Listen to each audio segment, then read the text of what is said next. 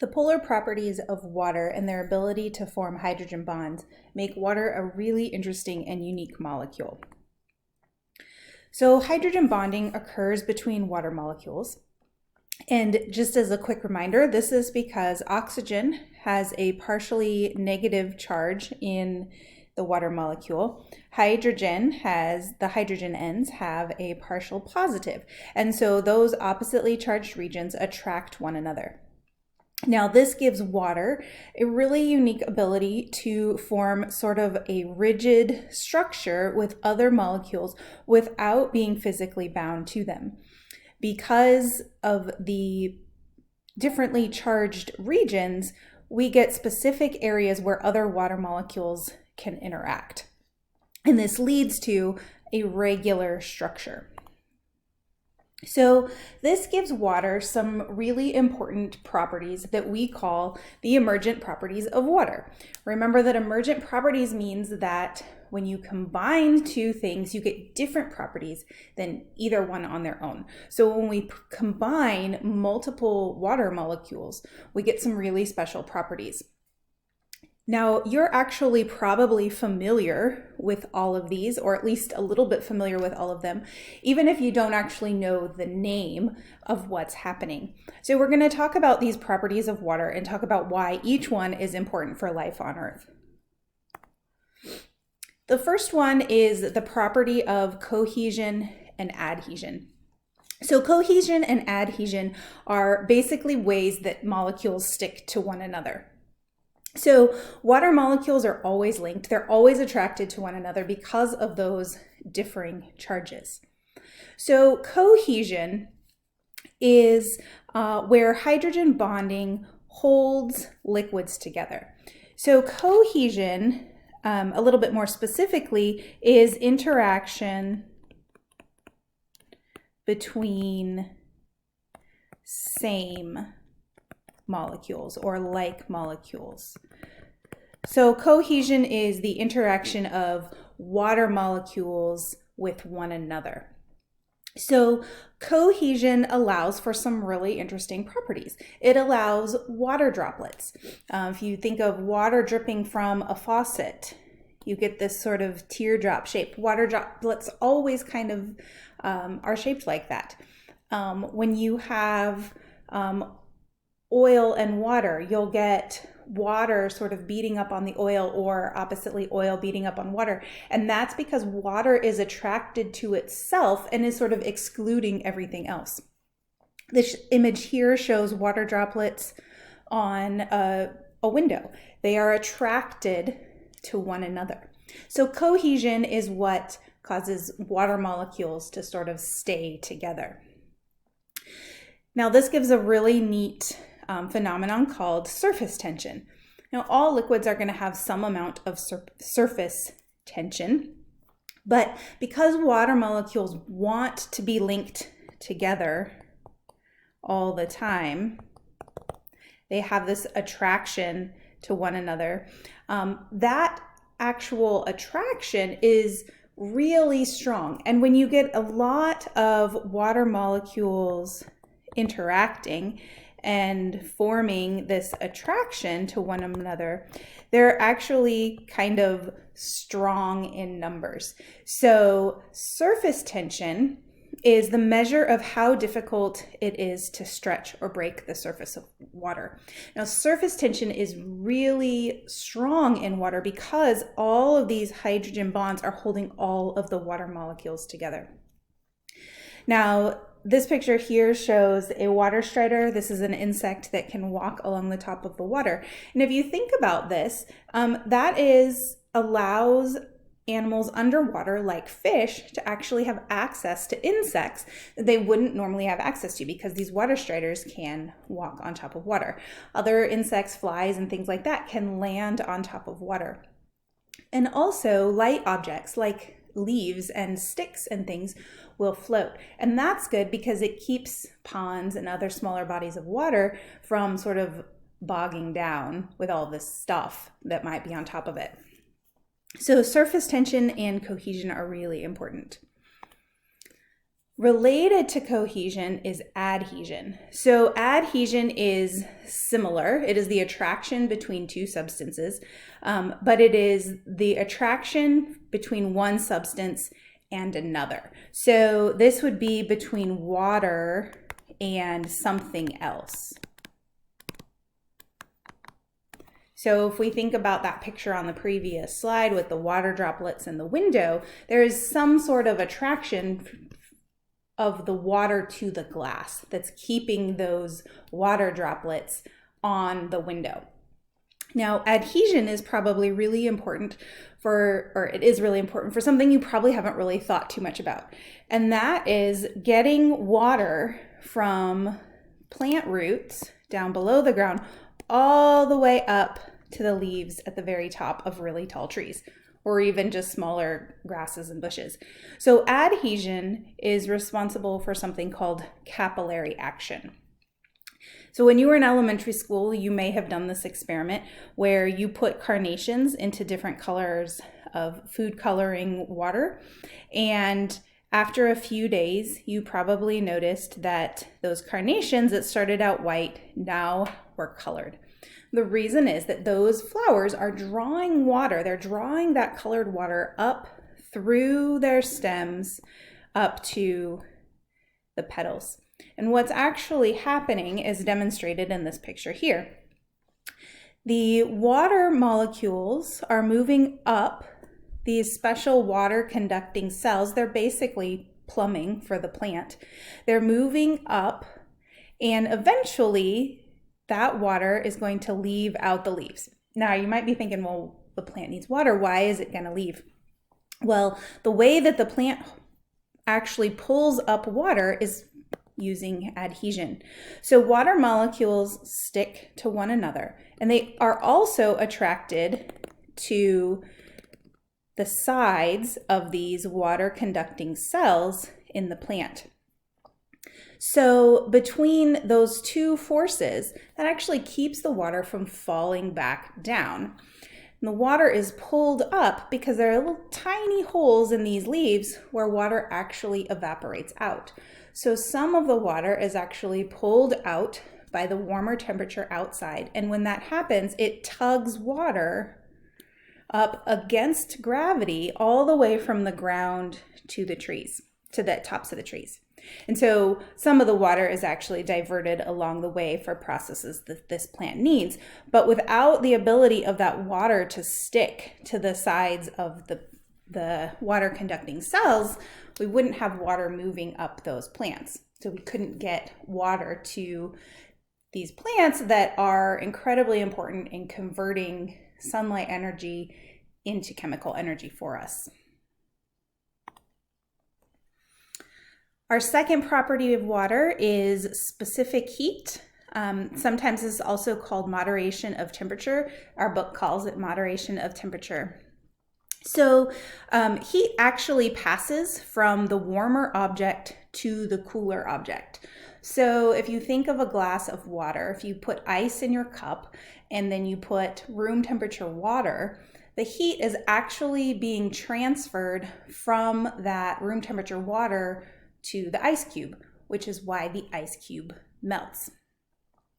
Well, because of all of that hydrogen bonding that happens between water molecules, and because the collective hydrogen bonds are really strong, they're collectively strong,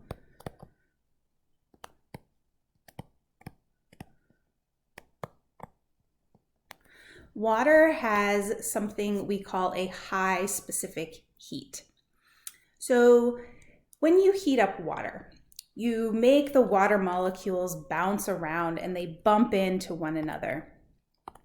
And when they move around and they bump into one another, some of them are released off the surface of water. And that's what you see when you see steam. So specific heat is the amount of heat that has to be absorbed or lost by a substance to cause its temperature to change. Now, because of those collectively strong hydrogen bonds and how water wants to stick together, it takes a lot of energy to warm up water.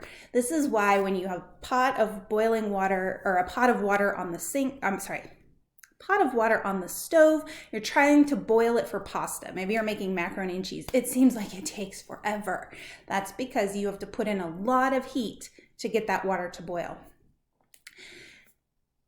So a lot of energy is required to break the hydrogen bonds and to raise the temperature.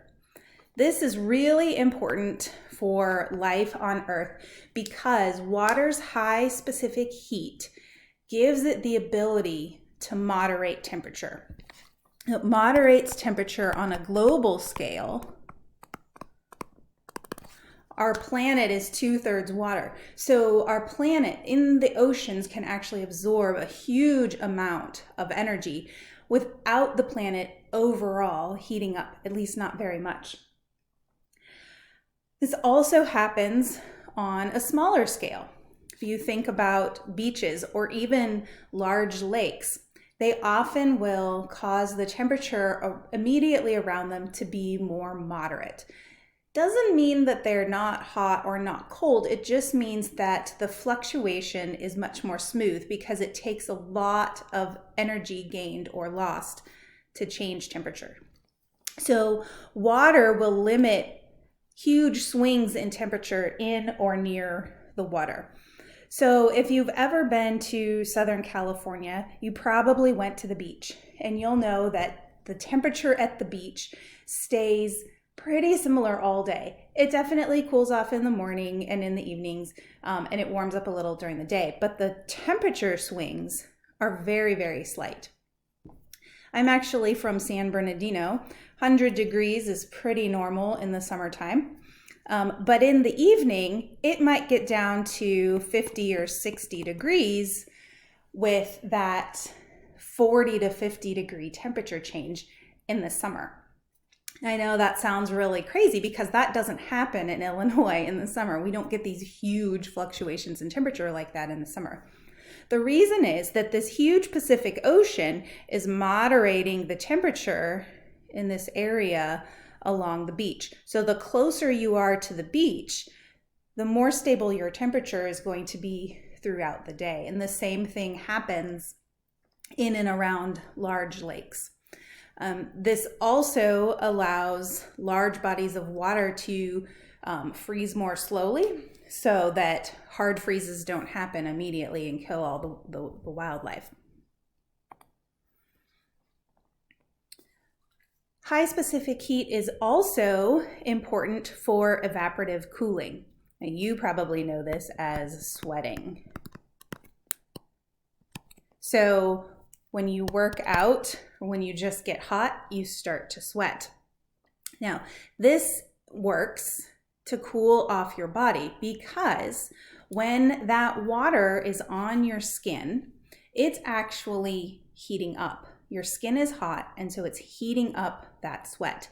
And when those sweat droplets evaporate, they take the heat with them, which is why you feel cool and why you feel best when you get really hot and you're all sweaty and you go stand in front of a fan.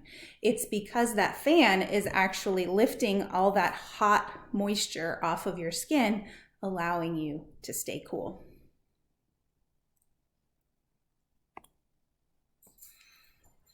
All right, our third property of water is that ice is weird. Okay, just kidding. The property is actually that ice floats on water. You'll have to take my word that that is weird because this is normal for you. You have a glass of ice water or you have a glass of iced coffee or a soda with ice in it, and the ice floats to the top, right? You know this. This is completely normal to you. But this is actually weird for a chemical. So ice floats on water because the solid is less dense than the liquid. And this is because of that hydrogen bonding that causes that regular shape that I was talking about a few minutes ago. So as something cools, the molecules in it start to slow down. And when they slow down, they settle in more tightly together. So they kind of get tightly packed. When something heats up, the molecules spread out. Now, ice is weird because when water slows down, when water molecules slow down, they move together and they get closer together. But because of hydrogen bonding, they can only get so close. So they can only get packed in so tightly. And so what actually happens is water molecules begin to condense and slow down, but then they form this really nice, neat, rigid structure. Now we're thinking about this at a molecular level. So I'm going to say something that's completely incorrect, but it'll help you sort of visualize what's happening. You can kind of think about ice as these little molecules with space or air inside them. They're not actually getting air between the water molecules, but that's kind of what you can think. There's space in between, there's molecular space in between that is keeping those water molecules from getting too close together.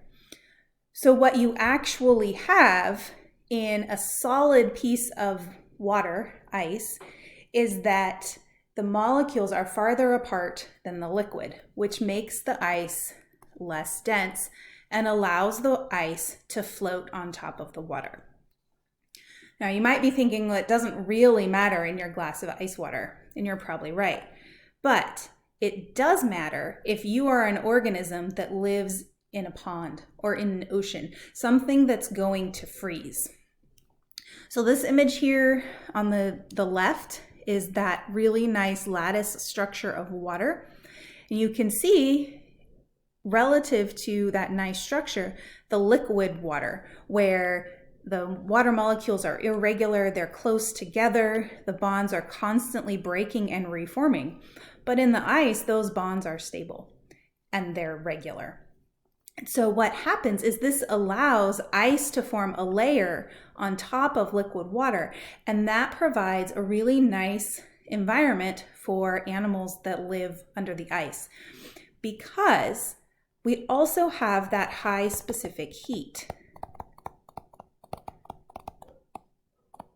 So that ice is also sort of creating a barrier to reduce fluctuation in temperature changes in that pond under the ice. And if it gets cold enough, it might actually freeze over. But an ocean where this seal or these polar bears are living isn't going to freeze solid. And so it provides some really unique environments where animals can actually utilize the ice for safety or for hunting as it freezes. And then up on the top, we have this picture of somebody playing ice hockey.